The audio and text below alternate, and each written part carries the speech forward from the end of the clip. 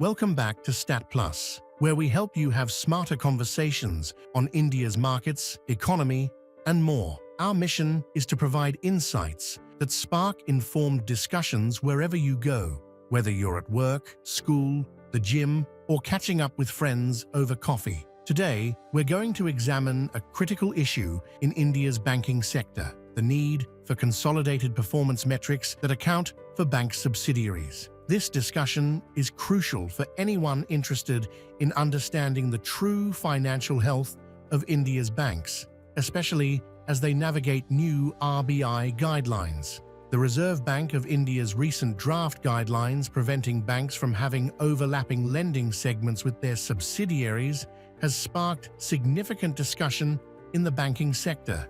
Examples include major players like ICICI Bank and Canara Bank, both of which offer home financing through the bank itself, as well as their housing finance subsidiaries, ICICI Home Finance and Canfin Homes.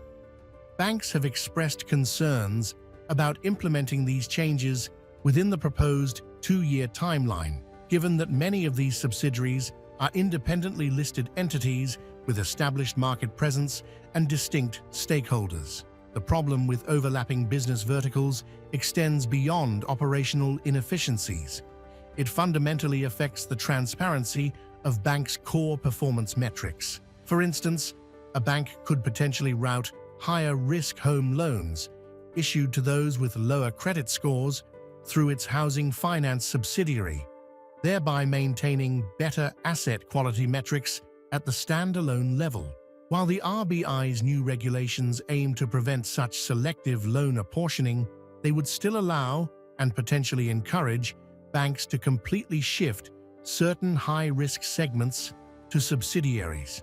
State Bank of India's approach to its credit card business illustrates this complexity. Unlike peers such as HDFC Bank or Axis Bank that maintain their credit card operations within the parent bank, SBI has established a separate listed entity, SBI Cards. While SBI's consolidated financial statements capture the revenues and expenses of SBI Cards, critical analytical ratios like gross NPA or net NPA are reported only at the standalone bank level, potentially masking the true risk profile of the group. For a comprehensive assessment of a bank's health, it's crucial to consider consolidated analytical indicators at the group level. For example, SBI's liquidity coverage ratio or gross NPA percentage should ideally reflect the operations of all its lending subsidiaries, including SBI Cards. This becomes particularly important when comparing banks. For instance, HDFC Bank's NPA ratios include its credit card portfolio, making direct comparisons with SBI's NPA metrics potentially misleading.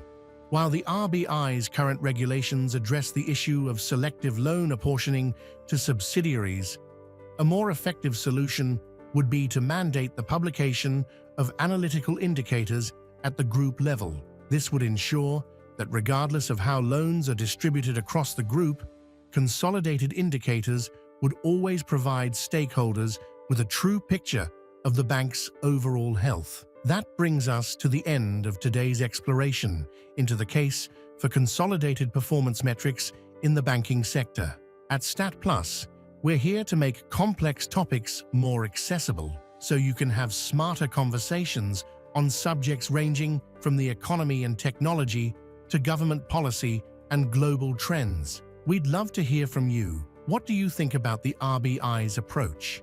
Should banks be required to disclose consolidated metrics, or are standalone figures enough? Share your thoughts in the comments below. If you found this video insightful, don't forget to like, subscribe, and hit the notification bell to stay updated. Let's keep the conversation going. Stay informed, stay ahead. See you in the next video.